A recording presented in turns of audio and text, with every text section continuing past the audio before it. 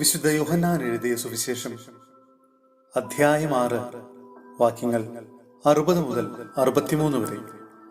നിത്യജീവന്റെ വചസ്സുകൾ. ഇതു കേട്ട് അവന്റെ ശിഷ്യന്മാരിൽ പലരും പറഞ്ഞു, ഈ വചനം കഠിനമാണ്, ഇത് ശ്രവിക്കാൻ ആർക്ക് കഴിയും? തന്റെ ശിഷ്യന്മാർ പിറുപിറുക്കുന്നു എന്ന് മനസ്സിലാക്കി യേശു അവരോട് ചോദിച്ചു, ഇത് നിങ്ങൾക്ക് ഇടർച്ച വരുത്തുന്നുവോ? അങ്ങനെയെങ്കിൽ മനുഷ്യപുത്രൻ ആദ്യമായിരുന്നിടത്തേക്ക് ആരോഹണം ചെയ്യുന്നത് നിങ്ങൾ കണ്ടാലോ? ആത്മാവാണ് ജീവൻ നൽകുന്നത്, ശരീരം ഒന്നിനും ഉപകരിക്കുന്നില്ല. നിങ്ങളോട് ഞാൻ പറഞ്ഞ വാക്കുകൾ ആത്മാവും ജീവനുമാണ്.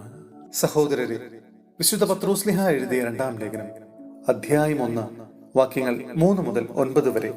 ക്രൈസ്തവന്റെ വിളി.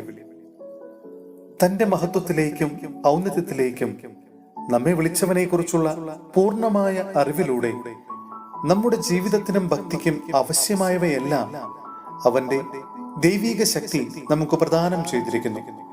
ദുരാശ മൂലം ലോകത്തിൽ ഉണ്ടാകുന്ന വിനാശത്തിൽ നിന്ന് രക്ഷപ്പെട്ട് ദൈവിക സ്വഭാവത്തിൽ നിങ്ങൾ പങ്കുകാരാകുന്നതിനെ തന്റെ മഹത്വവും ഔന്നിത്യവും വഴി അവിടുന്ന് നിങ്ങൾക്ക് അമൂല്യവും ശ്രേഷ്ഠവുമായ വാഗ്ദാനങ്ങൾ നൽകിയിരിക്കുന്നു.